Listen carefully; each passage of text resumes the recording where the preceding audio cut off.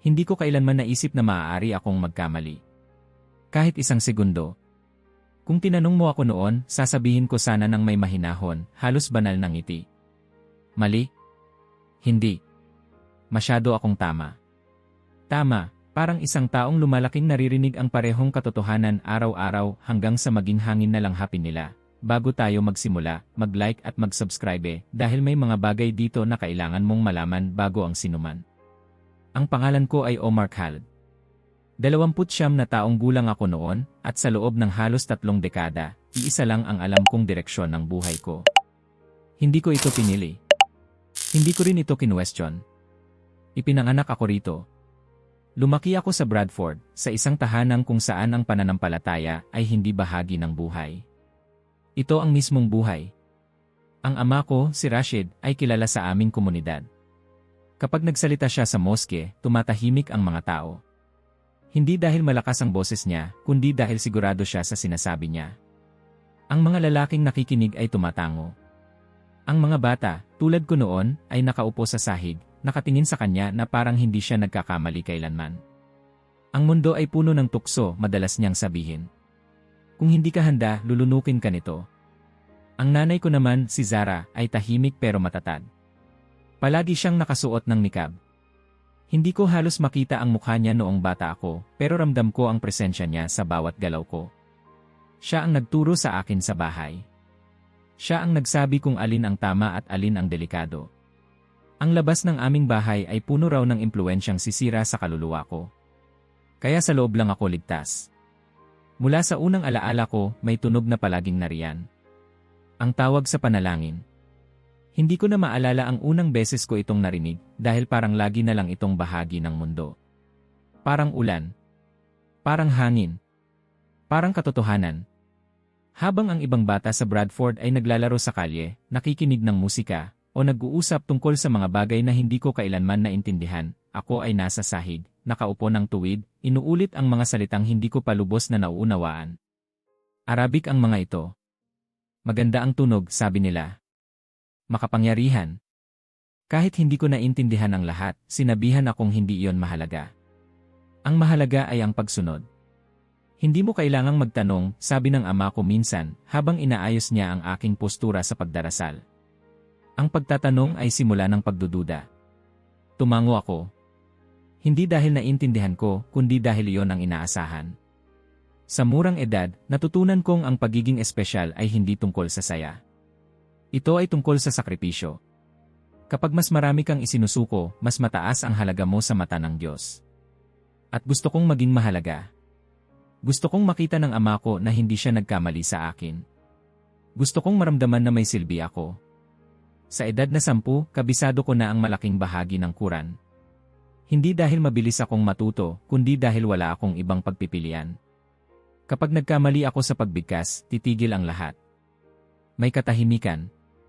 At sa katahimikang iyon, naroon ang bigat ng pagkadismaya. Ulit, sasabihin ng ama ko. Walang galit. Mas masakit iyon. Sa 12 taon ko, hindi ako pumapalya ng panalangin.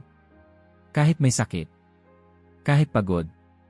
Kahit may gusto akong gawin na iba. Ang disiplina ay hindi pinupuri. Inaasahan lang ito. Sa 15 taon, ako na ang nag-akay sa mas bata sa akin. Nakaupo kami sa maliit na silid sa likod ng moske. Tinitignan nila ako na parang alam ko ang lahat. At sa unang pagkakataon, naramdaman kong may kapangyarihan ako. Hindi tayo tulad nila, sinasabi ko. Hindi tayo dapat matukso ng mundo. Bakit? Tanong ng isang bata minsan. Huminga ako ng malalim, gaya ng nakikita kong ginagawa ng ama ko. Dahil pinili tayo. Ang salitang iyon ay nagbago ng lahat. Pinili. Hindi lang ako sumusunod. May dahilan kung bakit ako nandito. May papel akong ginagampanan. Habang tumatanda ako, lalo kong napapansin ang kaibahan ko sa iba. Ang mga kaedad kong Pakistani-British ay nagsisimulang magbago. Nakikinig sila ng musika. May mga nobya. Sinusubukang mag-fit in. Ako naman, mas lalong humihigpit ang hawak ko sa aking pananampalataya. Mayabang ba ako? Noon, hindi ko iyon tatawagin ganoon. Tatawagin ko iyong tapang. Sa edad na 16, nagsimula akong mag-aral ng mixed martial arts. Hindi para sa paligsahan. Hindi para sa kalusugan. Para sa paghahanda. Sinabi sa amin na ang lakas ng katawan ay tanda ng lakas ng pananampalataya. 6 na araw sa isang linggo, pawis at pasa ang kasama ko. Ngunit tuwing titingin ako sa salamin, nakikita ko hindi lang ang katawan kong nagbabago, kundi ang imaheng gusto kong maging totoo. Isang mandirigma. Sa hiwin, puro katulad ko ang kasama ko. Pare-pareho ang mga paniniwala. Pare-pareho ang galit na hindi pa malinaw kung saan nanggagaling. Ngunit naroon ito. Lumalaki. Tahimik pero buhay. Mahina na ang mga Muslim ngayon, sabi ng isa. Nakalimutan na nila kung sino sila. Tumango ako. Alam ko ang pakiramdam na yon. Parang may kulang sa mundo. Parang may kailangang ituwid. Hindi ko napansin kung kailan eksaktong nagsimulang magbago ang tono ng mga usapan. Hindi ito biglaan. Parang unti-unting pagdilim ng langit. Sa una, reklamo lang. Balita tungkol sa diskriminasyon.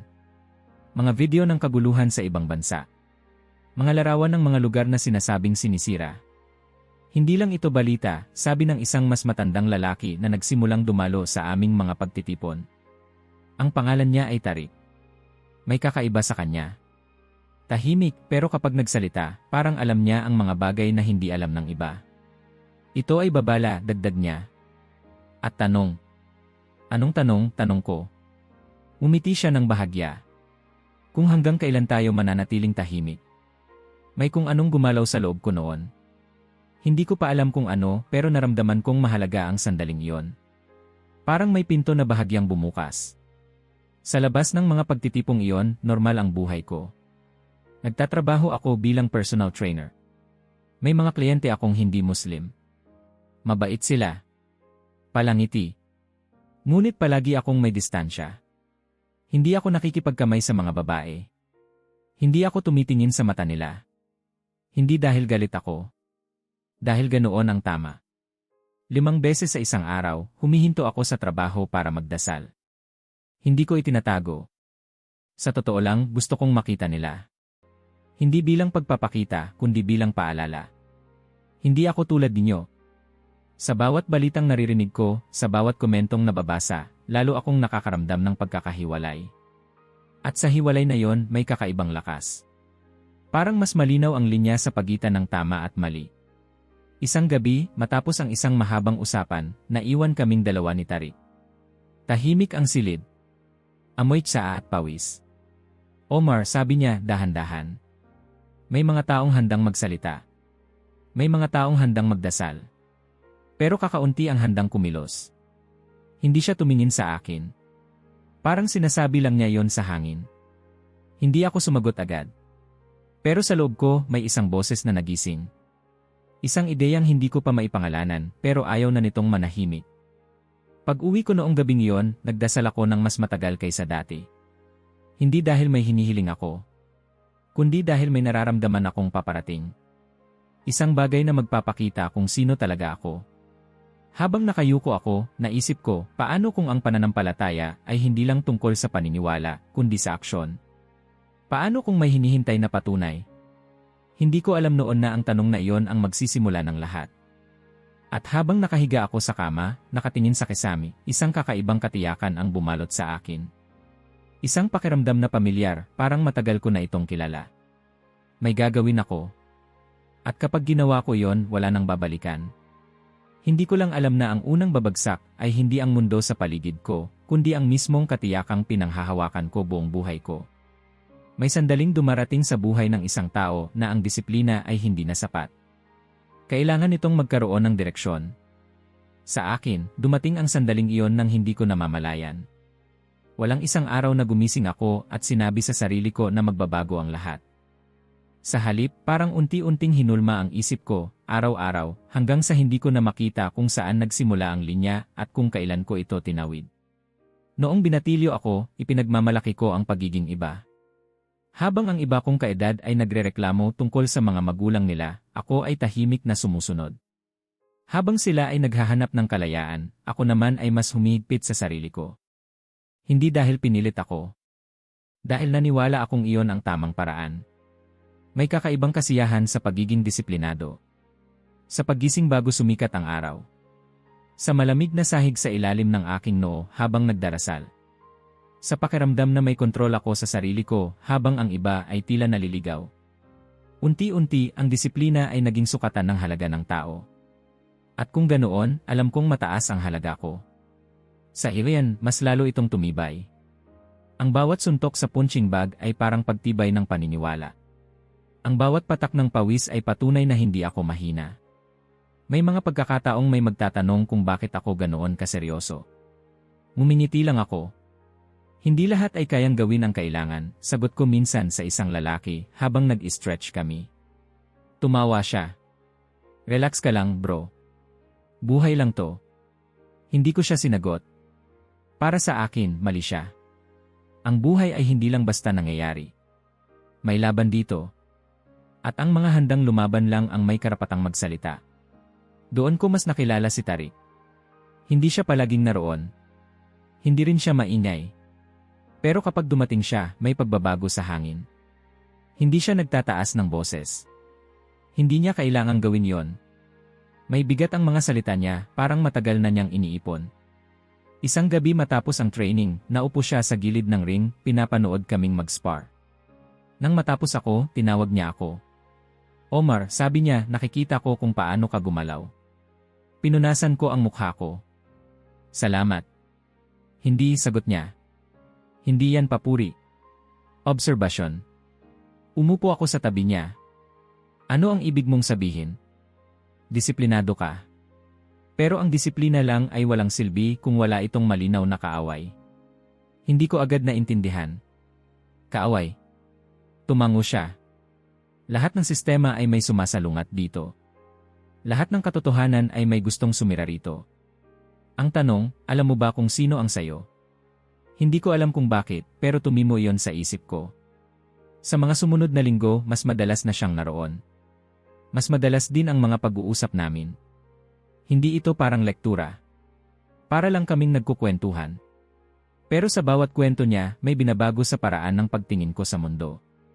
Pinapanood niya akong magsanay. Minsan, sabay kaming umiinom ng tsaa pagkatapos. Doon niya sinisimulang ikwento ang mga bagay na hindi ko naririnig sa moske. Alam mo ba, sabi niya minsan, na maraming lugar sa mundo na hindi kayang ipagtanggol ng mga Muslim ang sarili nila. Alam ko, sagot ko. Nakikita ko sa balita. Ngumiti siya. Ang balita ay ipinapakita lang kung ano ang gusto nilang makita mo. May mas marami pang hindi mo alam. Ipinakita niya sa akin ang mga video. Mga larawan. Mga kwento. Hindi ko alam kung alin ang totoo, alin ang pinalabis. Pero alam ko ang naramdaman ko. Galit. Hindi yung galit na sumasabog. Yung galit na tahimik, mabigat at matagal mawala. Hindi ba tayo dapat may gawin? Tanong ko isang gabi. Tumingin siya sa akin, parang hinihintay niya ang tanong na yon. Iyan ang tanong na matagal ko nang hinihintay marinig. Mula noon, mas madalas na kaming magkita. Hindi na lang sa hibin may maliit kaming grupo. Mga lalaki na pare-pareho ang pakiramdam na may mali sa mundo. Hindi kami nag-uusap tungkol sa karahasan. Hindi iyon ang sinasabi namin sa sarili namin. Ang sinasabi namin ay responsibilidad. Kung hindi tayo kikilos, sabi ng isa, sino ang kikilos? Tahimik lang ako noon, pero sa loob ko, sumasang-ayon ako. Ang pagiging tahimik ay parang kasalanan na rin. Unti-unti, nagbago ang wika namin. Hindi namin sinasabi ang iba. Sinasabi namin ang sila. Hindi na lang ito tungkol sa pananampalataya. Tungkol na ito sa identidad. Sa kung sino ang may karapatang magsabi kung ano ang tama. Isang gabi, habang naglalakad ako pauwi, napadaan ako sa isang simbahan. Hindi ko ito pinansin noon. Isa lang itong gusali. Ngunit ng linggong iyon, huminto ako sandali. May ilaw sa loob. May mga taong naglalakad palabas. Tahimik. Mapayapa. Hindi ba kakaiba, sabi ni Tariq kinabukasan ng ikwento ko iyon, na ang mga simbolo nila ay lantad sa bawat kanto. Anong ibig mong sabihin? Ang krus, sagot niya. Isang simbolo ng shirt.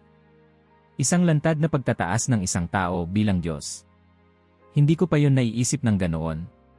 Pero nang sinabi niya, parang may bagong lente akong sinuot. Biglang iba ang itsura ng mga gusali. Hindi na lang sila simbahan. Simbolo na sila. Bakit natin hinahayaan? Tanong ng isa sa grupo. Dahil nasanay tayo, sagot ni Tarik. Sa katahimikan. Hindi niya kailangang sabihin ang kasunod. Ramdam namin yon. Sa mga sumunod na araw, mas naging malinaw ang ideya. Hindi pa ito konkretong plano. Isa pa lang itong pakiramdam. Na may hangganan ang pagtitimpi. Na ang pananahimik ay parang pagsang-ayon. Isang gabi, habang nagdarasal ako mag-isa, napansin kong iba ang tono ng panalangin ko. Hindi na ito hiling. Parang paghahanda. Parang hinihintay ko ang pahintulot na hindi ko naman kailanman kailangan. May tanong na paulit-ulit sa isip ko. Kung ang katotohanan ay totoo, bakit kailangan nitong magtago? At kung mali ang iba, bakit tila wala tayong ginagawa? Hindi ko namalayan na sa paghahanap ko ng katotohanan, unti-unti ko nang hinuhubog ang sarili ko para sa isang papel na hindi ko pa lubos na nauunawaan. Ngunit ang binhi ay nandoon na. Tahimik. Lumalalim. At sa bawat araw na lumilipas, mas nagiging malinaw ang isang ideya na dati ay hindi ko kailanman isipin. May mga simbolong hindi dapat manatiling nakatayo. May mga bagay na kailangang hamunin. At balang araw, may isang taong kailangang kumilos. May mga ideyang parang binibigkas lang, pero kapag lumabas na sa bibig, hindi na kayang ibalik. Parang bato na inihagis sa tahimik na tubig. Sa una, maliit lang ang tunog. Pero ang alon, palawak ng palawak. Nagsimula iyon sa isang gabi na parang lahat ng iba. Tahimik. May tsaa sa mesa. Ilang lalaki na pagod mula sa trabaho at training, pero gising na gising ang isip. Walang sermon. Walang plano. Usapan lang, sabi namin sa sarili namin. Hindi ko sinasabing may gagawin tayo, sabi ng isa, nakasandal sa dingding. Iniisip ko lang. Iyon ang mga salitang delikado. Iniisip ko lang. Tahimik kaming lahat. Naroon si Tarik, nakaupo sa gilid, hindi nagsasalita. Hinayaan niyang magpatuloy ang iba. Alam niya kung kailan dapat manahimik. Kung totoo na mali ang ginagawa nila, dagdag ng lalaki, hanggang kailan natin hahayaang lantad? Lantad ang alin? Tanong ng isa pa. Huminga ng malalim ang lalaki. Ang mga simbolo nila. Hindi niya kailangang ipaliwanag. Alam na namin. Ilang beses na naming napag-usapan yon. Ang krus. Ang mga simbahan. Ang mga imaheng dati ay parang bahagi lang ng tanawin, pero ngayon ay may ibang bigat na. Hindi ba church yon? Sabi ng isa. Ang pagsamba sa tao. Tumango ang ilan. Walang sumagot agad. Hindi dahil hindi kami sang-ayon, kundi dahil may hangganan ang mga salitang kaya naming banggitin ng direkta. At doon nagsalita si Tarik. Mahina ang boses, parang may iniingatan.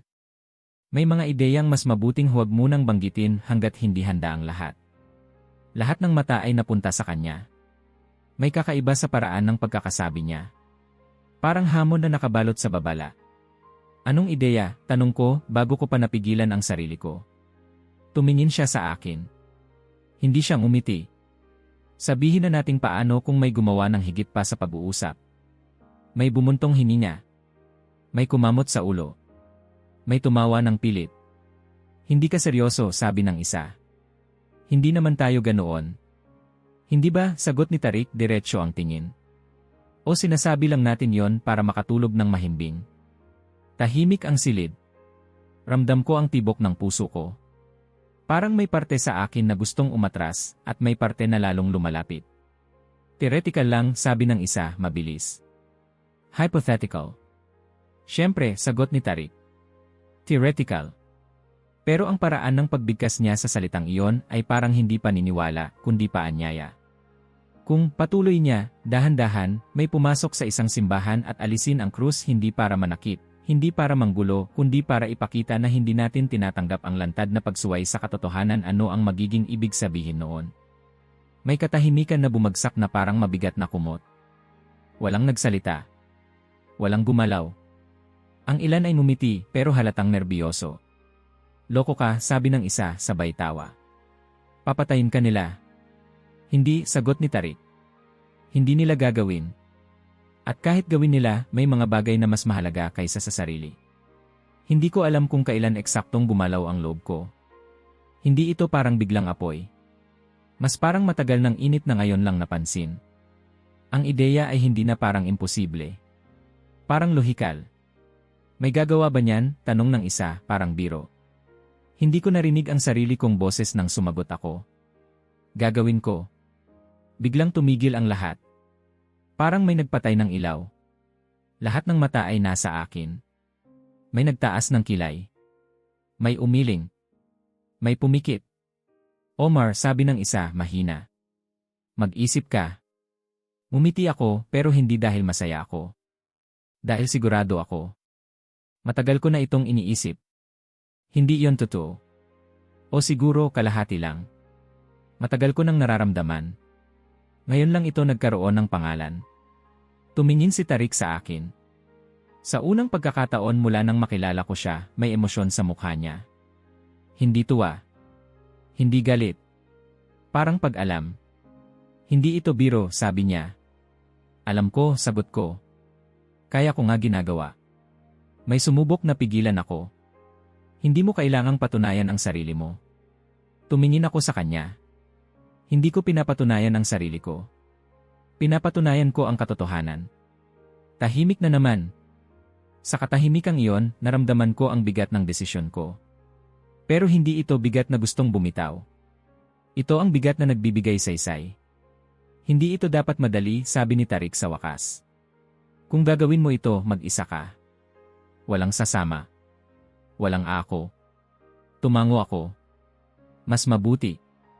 Umalis ako noong gabing iyon na parang may dala akong lihim na mas mabigat kaysa sa katawan ko. Hindi ako natakot. Mas naramdaman ko ang kakaibang linaw. Parang sa wakas, ang lahat ng disiplina, sakripisyo, at galit ay may patutunguhan. Sa bahay, hindi ako agad natulog. Umupo ako sa kama, nakatingin sa sahig. Inisip ko ang mga mukha sa simbahan na nakita ko noon. Tahimik. Mapayapa. Inisip ko kung ano ang mararamdaman nila. Pinilit kong huwag isipin yon. Hindi mahalaga ang pakiramdam nila. Ang mahalaga ay ang tama. Sa mga sumunod na araw, nagsimula ang paghahanda. Hindi ko ito tinawag na ganoon. Tinawag ko lang itong pagtuon. Mas maagang paggising. Mas mahabang panalangin. Mas kaunting salita sa mga hindi kailangan. Bakit parang iba ka? Tanong ng nanay ko minsan. Pagod lang, sagot ko. Hindi ako nagsinungaling. Pagod ako. Pero hindi sa paraan na iniisip niya. Pinili ko ang simbahan hindi dahil galit ako rito, kundi dahil kilala ito. Maraming tao. Malinaw ang simbolo. Kung may gagawin, dapat makita. Habang tumatagal, may mga sandaling may bumubulong sa isip ko. Paano kung mali ako? Paano kung sumobra ito? Ngunit sa tuwing darating ang tanong na yon, may mas malakas na sagot. Ang pagdududa ay tukso. Ang pagtigil ay kahinaan. Mas lalo kong hinigpitan ang sarili ko. 7 beses sa isang araw ang panalangin. 3 araw na pag-aayuno bawat linggo. Parang sinusubukan kong gawing tahimik ang isip ko sa pamamagitan ng gawain. Isang gabi, nagdasal ako at humingi ng lakas. Hindi awa. Hindi kapatawaran. Lakas lang. Kung mali man ito, gusto kong maging handa. Hindi ko namalayan na sa bawat hakbang ko palapit sa araw na yon, mas lalo akong lumalayo sa kung ano ang inaakala kong hinahanap ko. Akala ko papalapit ako sa Diyos. Hindi ko alam na papalapit na ako sa sandaling sisira sa lahat ng katiyakang pinanghahawakan ko. At habang naglalakad ako sa dilim, buo ang loob ko. Walang atrasan. Ang ideya ay nasabi na. At kapag ang isang ideya ay nabigyan ng pangalan at lakas ng loob, hindi na ito ideya lang. Isa na itong pangako. Nagising ako bago pa tumunog ang alarm. Madilim pa ang kwarto, tahimik ang bahay. May sandaling hindi ko pa maalala kung bakit gising na gising ang katawan ko, pero alam ng dibdib ko. May bigat na hindi takot, hindi rin kaba. Parang determinasyon na malamig. Umupo ako sa gilid ng kama at huminga ng malalim. 1 beses. 2. 3. Tahimik ang mundo at sa katahimikang iyon, malinaw ang isip ko. Wala nang pagdududa. Wala nang tanong. Ngayon ang araw. Tumayo ako at nagdasal. Hindi ito tulad ng dati. Walang mahabang salita. Walang pagsusumamo. Diretso lang. Para akong sundalong humihingi ng pahintulot bago pumasok sa laban, kahit alam kong papasok pa rin ako kahit walang sagot. Pagkatapos nagbihis ako. Simple lang. Jeans. Itim na hoodie. Walang simbolo. Walang kahit anong magpapansin bago ang oras. Ayokong may makaalam. Ayokong may manghula. Ang sandali ay dapat dumating ng tahimik. Sa kusina may ilaw na bukas. Naroon ang nanay ko, nakaupo, may hawak na tasa ng tsaa. Tumingin siya sa akin, nagulat ng bahagya. Maaga ka, sabi niya. Sagot ko. Mag-gym ako. Tumango siya.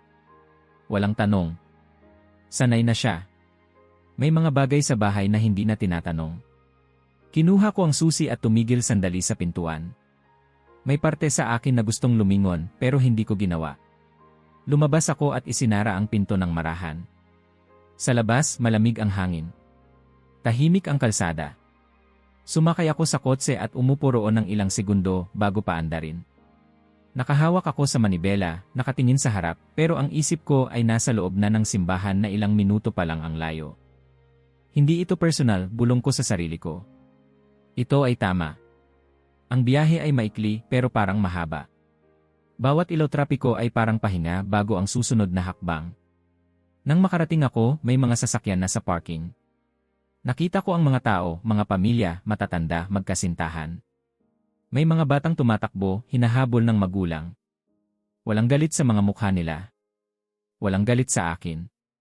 May munting kirot sa dibdib ko. Mabilis kong tinabunan. Ang anyo ay mapanlin lang.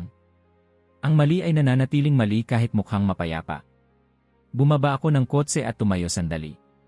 Sa harap ko, ang simbahan. Mas malaki ito kaysa sa inaasahan ko. Mataas ang kisame, makapal ang pader.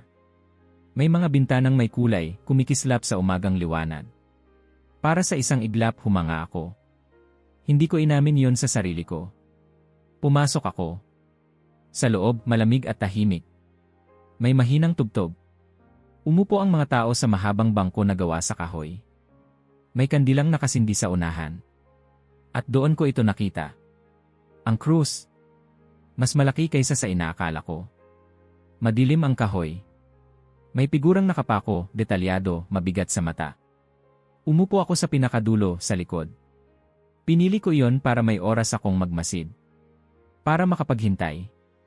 Huminga ako ng dahan-dahan. Ang puso ko ay tumitibok ng mabilis pero ang isip ko ay kalmado. Parang sanay na ako sa sandaling ito. Nagsimula ang misa. Tumayo sila. Umupo. Lumuhod. May mga salitang hindi ko kabisado pero malinaw ang tono. Hindi ito sigawan. Hindi ito galit. Isa itong ritual na puno ng tiwala. May mga batang gumagalaw, pinapatahimik ng magulang. May matandang magkahawak kamay. Bakit parang walang masama? Pumasok sa isip ko. Agad kong itinaboy ang tanong. Ang damdamin ay hindi batayan ng katotohanan. Tumingin ako sa krus. Hindi ko ito tinignan bilang sining. Tinignan ko ito bilang pahayag. Isang pahayag na araw-araw ay nakatayo, walang hamon. Isang simbolo na sinasabing tama ang mali. Hindi ngayon, bulong ko sa sarili ko. Hintayin mo. Lumipas ang mga minuto na parang oras. May mga sandaling gusto kong tumingin sa pinto. May mga sandaling gusto kong tumayo agad. Pero hinintay ko ang tamang sandali. Sinabi sa akin ni Tarik na kung gagawin ko ito, dapat malinaw. Dapat may saksi. Dapat hindi ito malito sa aksidente. Dumating ang sandali na tinawag nilang mahalaga. Lahat ng mata ay napunta sa unahan. Ang pari ay nagsalita ng mga salitang hindi ko nauunawaan. Itinaas niya ang tinapay at ang alak. Tahimik ang simbahan. Ito na. Tumayo ako. May ilang ulo na lumingon. Ramdam ko ang bigat ng mga tingin. Hindi ako nagmamadali. Hindi rin ako huminto. Isang hakbang. 2. 3. Ang tunog ng aking sapatos sa sahig ay parang mas malakas kaysa dapat.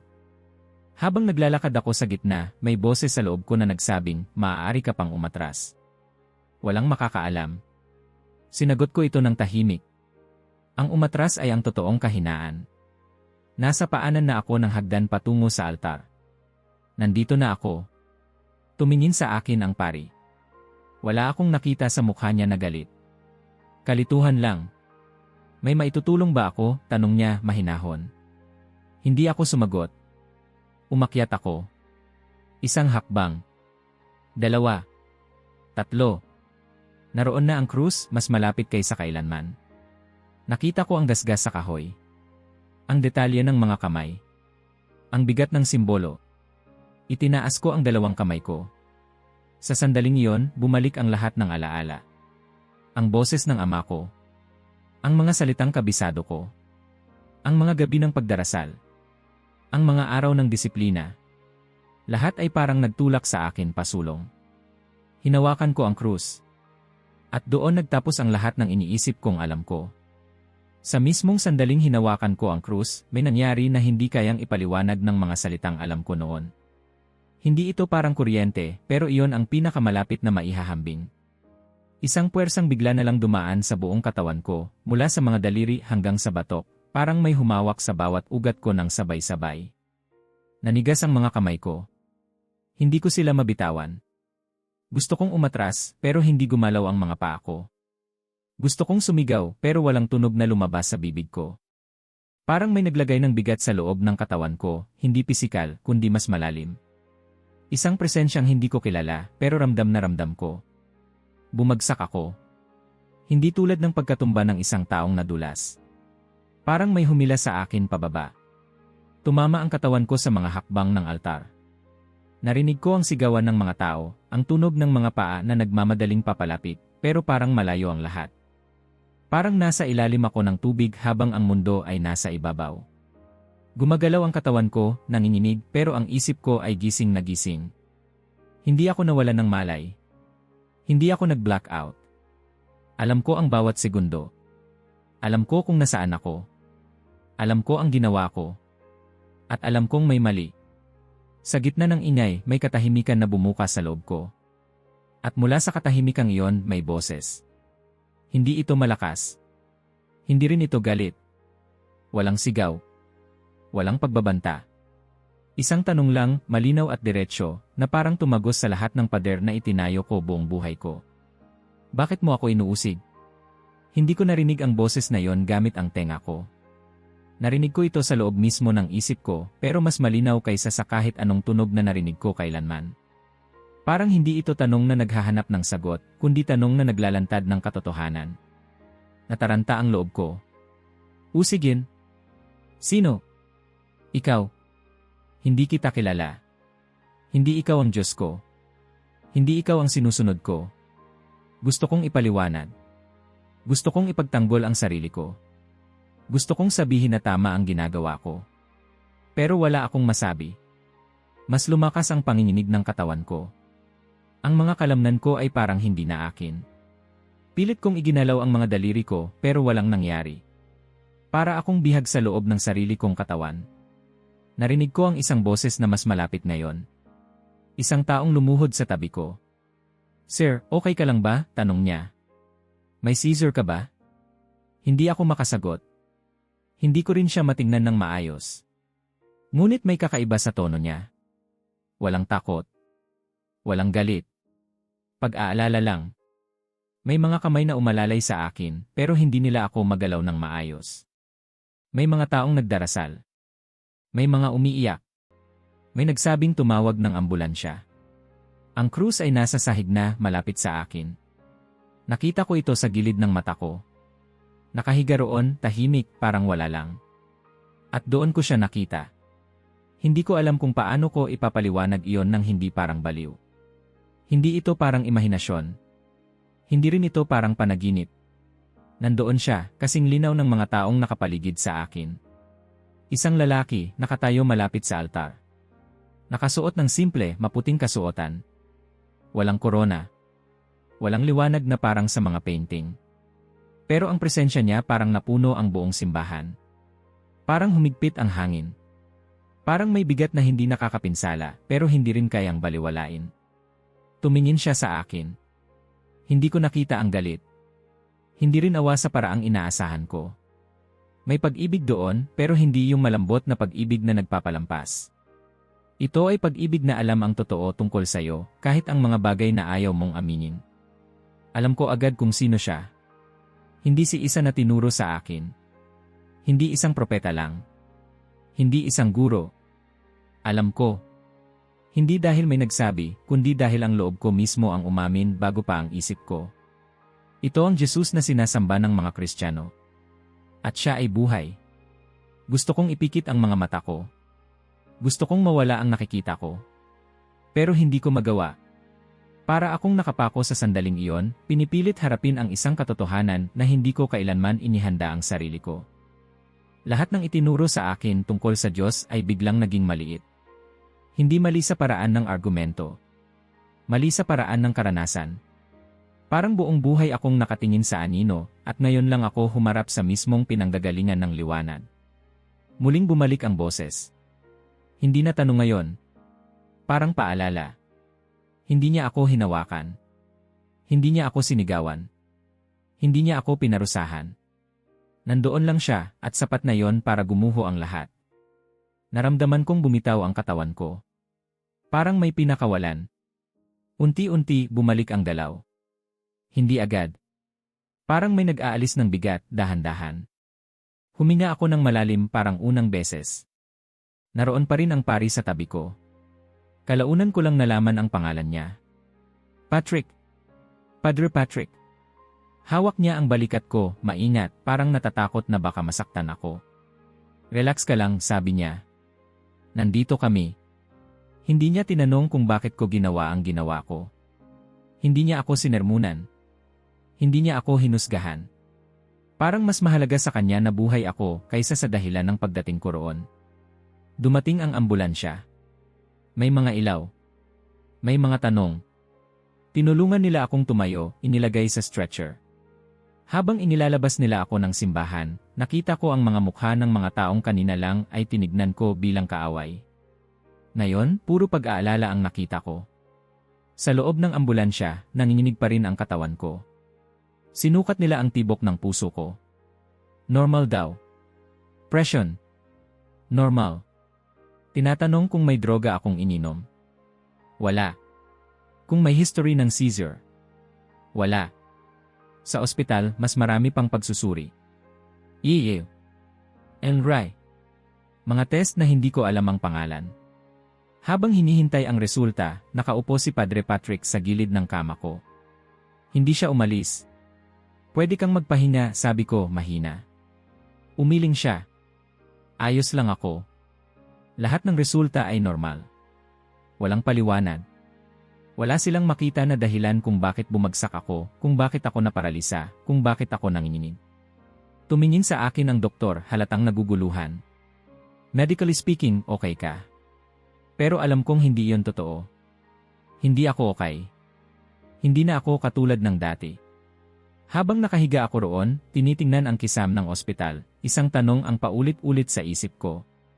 Kung hindi ito sakit, kung hindi ito guni-guni, kung hindi ito aksidente, ano ito? At kung totoo ang naranasan ko, ano ang ibig sabihin nito para sa lahat ng bagay na pinaniwalaan ko buong buhay ko? Hindi ko pa alam ang sagot. Pero alam kong wala na akong babalikan. Paglabas ko ng ospital, sinubukan kong kumbinsihin ang sarili ko na babalik ang lahat sa dati. Na ang nangyari ay isang kakaibang pangyayari lang. Isang glitch. Isang sandali ng kahinaan ng katawan. Wala nang iba. Iyon ang sinabi ko sa nanay ko. Iyon din ang sinabi ko sa ama ko. Nahilo lang ako, sabi ko. Pagod. Tumingin sila sa akin, parang may hinahanap sa mukha ko na hindi nila makita. Pero hindi na sila nagtanong. Sa bahay namin, ang katahimikan ay palaging mas ligtas kaysa sa katotohanan. Sa unang gabi, bumalik ako sa dating schedule. Nagdasal ako sa tamang oras. Inulit ko ang mga salitang kabisado ko na parang muscle memory. Ang katawan ko ay alam pa rin kung kailan luluhod, kailan yuyuko, kailan tatayo. Pero may mali. Parang may nawawalang tunog sa gitna ng musika. Habang binibigkas ko ang mga salita, naririnig ko pa rin ang boses na yon sa loob ng isip ko. Bakit mo ako inuusig?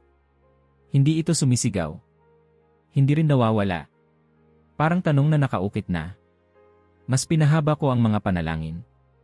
Mas dinagdagan ko ang mga dasal na hindi naman obligasyon. Mas dumalas ang pag-aayuno. Kung dati ay disiplina ang sandigan ko, ngayon ay desperasyon na. Babalik ka lang sa linya, bulong ko sa sarili ko. Kailangan mo lang maging mas mahigpit. Pero sa bawat pagyuko ko, may alaala ng ibang presensya.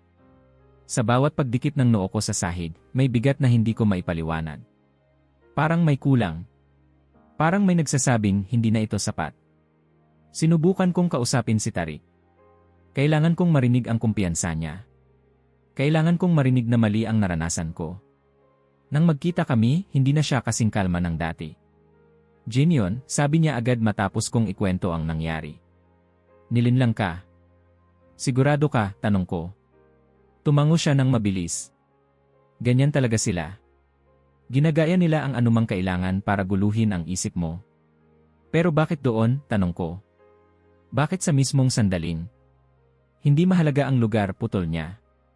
Ang mahalaga ay bumalik ka. Magdasal ka pa. Basahin mo ang Quran. Huwag mong hayaang pumasok ang duda. Tumango ako, pero may parte sa akin na hindi na kumbinsido. Hindi dahil gusto kong magduda, kundi dahil hindi ko na kayang magsinungaling sa sarili ko. Sinunod ko ang payo niya. 2 linggo akong mas nagdasal kaysa dati. Mas nagbasa. Mas umiwas sa kahit anong Kristiyano. Tinanggal ko ang mga video sa phone ko. Tinanggal ko ang mga salitang maaaring magpaalala sa akin ng nangyari. Pero mas lalo akong naging balisa. Sa gabi, nagsimula ang mga panaginip. Paulit-ulit. Nakatayo ako sa harap ng isang liwanag, sigurado sa sarili ko, sigurado sa mga ginawa ko. At may boses na magsasabing, hindi kita kilala. Gigising akong pawis na pawis, humihinal, nanginginig ang kamay.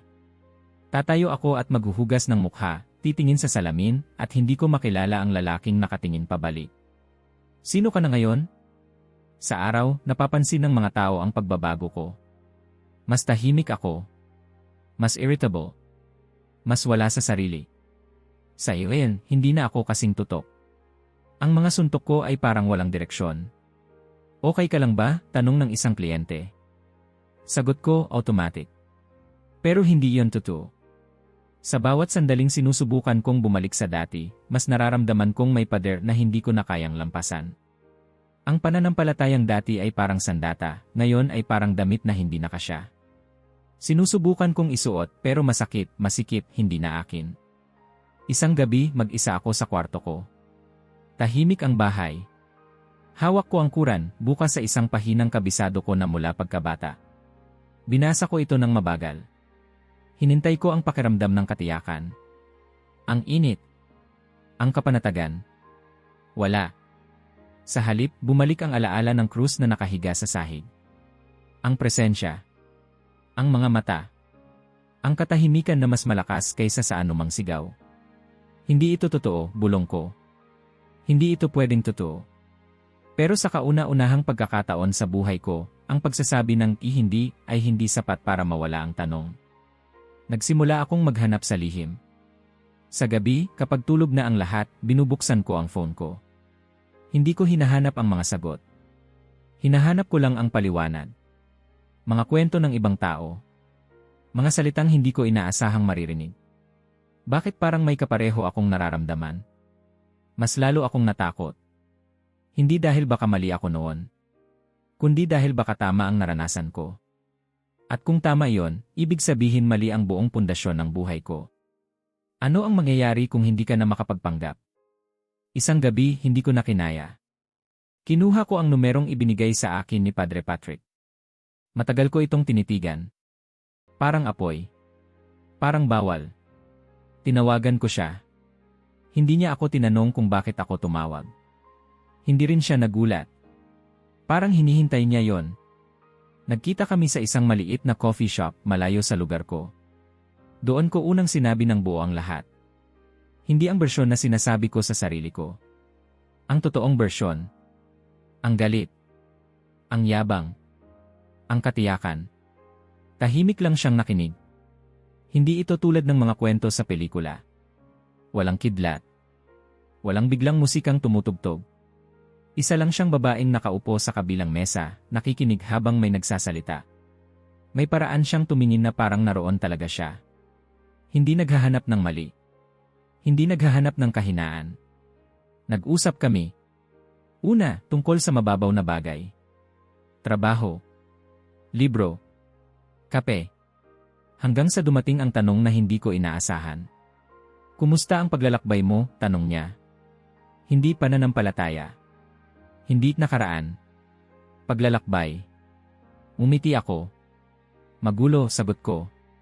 Tumawa siya. Pareho tayo. Hindi niya tinignan ang kwento ko bilang babala. Tinignan niya ito bilang patunay na may kakayahan ang isang tao na magbago. Hindi niya ako tinanong kung ano ang iniwan ko. Tinanong niya kung sino ako ngayon. Sa paglipas ng panahon, naging malinaw sa akin ang bagong layunin. Hindi ako tinawag para makipagtalo. Hindi ako tinawag para manalo ng argumento. Tinawag akong maglakad kasama ng mga taong nagtatanong, gaya ng ginawa ko noon. Ginamit ko ang alam ko. Ang wika. Ang kultura. Ang mga tanong na ayaw sabihin ng malakas. Hindi para pilitin ang sagot. Para sabihin hindi sila nag-iisa. Isang araw, bumalik ako sa lugar kung saan nagsimula ang lahat. Ang simbahan. Hindi bilang kaaway. Hindi bilang mandirigma. Kundi bilang bisita. Nang pumasok ako, bumalik ang mga alaala. Ang hagdan. Ang altar. Ang sahig kung saan ako bumagsak. Nakatayo pa rin ang krus. Pero iba na ang tingin ko. Hindi na ito hamon. Hindi na rin simbolo ng galit. Isa na lang itong paalala ng sandaling hindi ako pinabayaan kahit sinusubukan kong sirain ang lahat. May taong lumapit sa akin. Isang mukha na hindi ko agad nakilala. Tapos mumiti siya. Omar, sabi niya. Naalala mo ba ako? Tumango ako. Naalala ko. Isa siya sa mga tumulong sa akin noon. Isa sa mga natakot ko. Salamat sa pagbabalik, sabi niya. Hindi ko alam kung paano sasagot. Kaya sinabi ko ang totoo. Salamat sa hindi niyo ako itinaboy. Nagbahagi ako ng kwento ko sa harap ng mga taong minsang nakakita sa akin na puno ng galit. Ngayon, nakita nila akong tahimik. Hindi dahil wala na akong paninindigan. Kundi dahil hindi ko na kailangang ipaglaban ang sarili ko. May mga luhang tumulo. May mga yakap pagkatapos. May mga tanong na hindi ko kailangang sagutin agad. Makaraan ng ilang buwan, ikinasal kami ni Rachel. Walang ingranding palabas. Walang pagtatago. May mga taong nandoon hindi dahil sa dugo, kundi dahil sa pagpili. May mga taong tumayo sa tabi ko, hindi dahil pareho kami ng pinanggalingan, kundi dahil pareho kami ng direksyon. Habang nakatayo ako roon, naisip ko ang batang minsang naniwalang kailangan niyang sirain para ipagtanggol ang Diyos. Ngayon, alam kong hindi niya ako kailangan para ipagtanggol siya. Kailangan lang niyang makilala ako. Minsan, tinatanong ako ng mga tao kung sulit ba ang lahat ng nawala. Ang pamilya. Ang komunidad. Ang dating buhay. Hindi madali ang sagot. Dahil ang sakit ay totoo. Ang pagkawala ay totoo. Pero totoo rin ang bagong buhay. Ang katahimikan. Ang kalayaang hindi ko alam na hinahanap ko noon. Kung babalikan ko ang araw na yon, ang sandaling hinawakan ko ang krus, hindi ko babaguhin ang nangyari. Hindi dahil gusto ko ang sakit. Kundi dahil doon ako natigil sa pagtakbo mula sa katotohanan. At ngayon, may tanong akong iniiwan sa iyo. Paano kung ang kwentong ito ay hindi lang tungkol sa isang tao? Paano kung ito ay imbitasyon? Paano kung ang mga katiyakang pinanghahawakan mo ay hindi ka dinadala sa liwanag, kundi pinipigilan ka lang magtanong? Kung may isang bagay kang gagawin pagkatapos marinig ang kwentong ito, gawin mo ito, huwag mong takasan ang tanong na kinakatakutan mo. At kung kilala mo ang isang taong kailangang makarinig nito, ibahagi mo. Hindi para manalo ng argumento. Para magbukas ng pinto. Dahil minsan, ang katapusan ng isang kwento ay simula lang pala ng susunod. At baka, simula rin ng sayo. Kung naabot mo na ito, mag-iwan ng like at mag-subscribe dahil ang mga balitang tulad nito, ikaw ay dapat. Ang unang nakaalam.